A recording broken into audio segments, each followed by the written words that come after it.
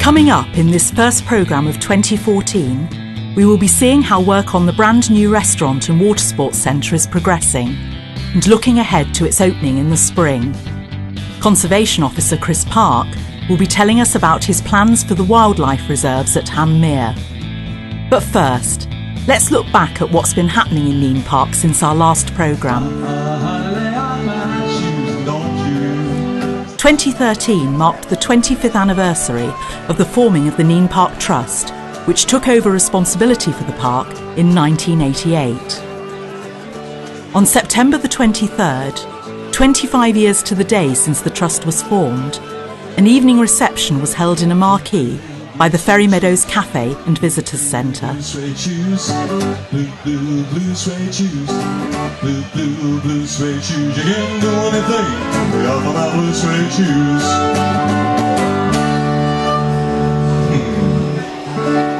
Staff, supporters and guests of the Trust watched the very first showing of a film commissioned to tell the story of the first 25 years of Nene Park. The film can be seen on the Nene Park Trust's YouTube channel. Anniversary events also included an outdoor exhibition of images created by Peterborough street photographer Chris Porsche. Chris spent a year out and about in the park photographing visitors, and more than 130 pictures have been displayed along the path at Roman Point in Ferry Meadows. Events not connected to the anniversary also increased during 2013, and Ferry Meadows is delighted to host Parkrun. Parkrun is a national initiative that supports well-organised free-to-enter races against the clock. Around 200 runners of all abilities run the 5-kilometre course on Saturday mornings at 9 o'clock. You can find more information on the Peterborough Parkrun website. A Christmas fair brought 2013 to a close, with the steam locomotive hauling Santa specials on the miniature railway. Staff and volunteers were all getting into the festive spirit. Rocking around the Christmas tree, have a happy holiday. Everyone dancing merrily in the new old-fashioned way. I just want to be your teddy bear. Thank you. Winter provides the staff with an opportunity to carry out important work around the park without inconveniencing quite so many visitors. The wildlife hides at Ham Mere have been completely revamped by trainee rangers Peter Hogan and Thomas Davison. The hides were very bland. They didn't look entirely inviting to people. They had like a cell block look to them. So we wanted to kind of make them look more encouraging to people. People were more thinking, oh, these look amazing. Let's have a look and see what's outside there. We want to try and include some educational bits in there by incorporating silhouettes of birds so that people can go look around and go, oh, that's what I'm looking at outside. I think that the hides had stopped being useful in some regard. You would see very few people in here. It was the sort of the core birders that was used the hides, and to the rest of the public it was invisible or it was used inappropriately. The project brief was to open it up and increase its appeal to public visitors, people who'd never birded before, and keeping our core group of local birders happy as well at the same time. Ham Mere itself is changing too, as Conservation Officer Chris Park explains. The problem we faced with Ham Mere over the last 5 years is a gradual encroachment by vegetation. We're losing the open water, being replaced by taller vegetation and eventually by trees. We started really by looking what's happening in water. So we've had a year-long hydrology survey, measuring water levels, looking how the river influences the water on the scrapes here, and trying to understand that before we can do any major land works on here to reform these waterways. After this, we've got a year's worth of results, and we're then going to commission several organisations to really look at what's here wildlife-wise. So we've got Frog Life, Bug Life and the Wildlife Trust who are going to carry out some wildlife surveying for us, and that should inform us on how we move forward. But ideally I'd like to recreate these scrapes, get them back to open water, so at least there's open water there that's going to be attractive to birds and to insects and to amphibians, and people are going to be able to sit in the hide that we've just refurbished and to see some wildlife in front of them. The process is trying to engage the public in the wildlife of the park. It's not just wildlife doesn't just exist here in the park, it's all the way around the site. So if you can catch them here, we'll be able to spread the message to other parts of the site.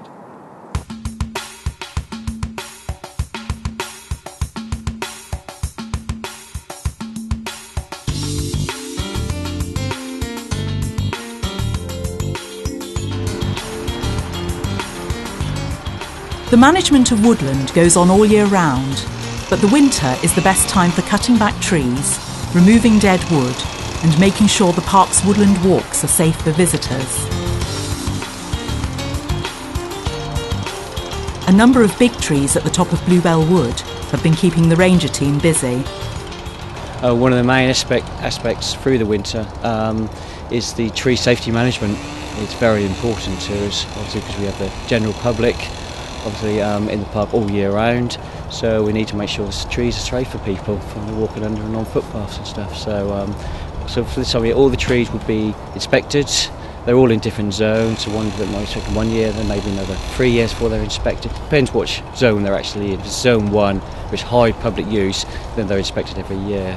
And this is the time of year where we'll carry out all the remedial works to them, so they'll be safe for the following year.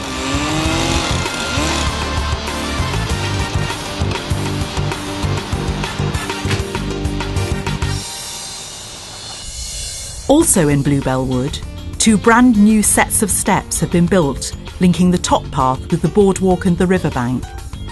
The eastern steps join a new raised platform that provides a beautiful seating area with excellent views of the river and meadows opposite.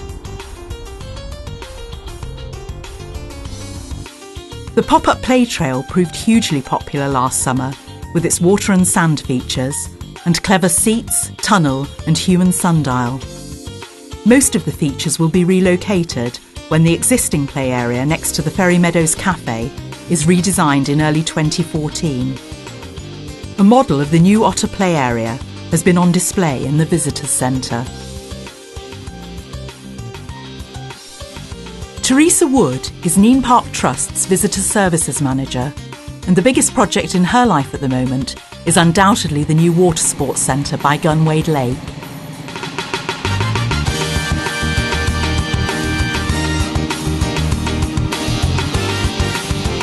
It's 8 months since most of the old building was demolished, and the new structure that has grown out of the remaining core looks very impressive. The new Watersports Centre is an amazing facility for Ferry Meadows. I'm absolutely delighted at the way it's taking shape. The old building has gone. We've a fantastic new building with state-of-the-art environmental features, wonderful wood outlook. The view over the lake is just as good as it was before, if not improved by the new building that's now on the site here. At the moment we're inside the building doing lots of things like plastering and decor. The kitchen is being fitted in January along with floor and wall fittings. If we then move to the outside of the building, the decking is going up at the moment. So visitors will be able to come into the cafe, a wonderful facility here on the edge of the lake, have their cup of coffee, their meal on the decking if they wish, then wander around to the Watersports Centre where they can take a pedalo, a kayak, a sailing boat out onto this wonderful lake, which is one of the best facilities in Peterborough at Ferry Meadows. Outside the building, landscape manager Claire Freeman and head ranger Greg Higby are discussing how the new building will sit in its environment. We've been really pleased with the landscape scheme that Andre Davis of Davis White Landscape Architect Company has come up with. She knows her plants brilliantly, she knows the site, and she's reflected that in the planting design. So We've got a scheme which will look good come spring, summer, autumn or winter. So in the spring we've got daffodils and narcissi which will bring a bit of colour, and then throughout the summer we've got extra perennials as well which will provide a lot of flowering interest, which is good for the butterflies as well. In the autumn some of the grasses will really come into their own, and then in the winter we've got some of the structure will still be looking good as well. So the size of the landscape and how many plants we've actually got to put in, and bulbs as well. For March I've got most of the landscape team will be coming down there, all hands to decks basically, just we're getting all the planting done as quick as we possibly can. I think it's probably the easiest way to do it. A few tea breaks in between, I'm sure it'll be fine. The restaurant and water sports centre will be finished in the spring, and the grand opening will feature in a special edition of Parklife Vision, documenting the construction and featuring a video tour of the new facility. More news from Nene Park will appear on the Trust's YouTube channel soon. In the meantime, you can follow the Trust on Twitter and join in on the Facebook page. A full list of events taking place in and around the park can be found on the Trust's website at neneparktrust.org.uk.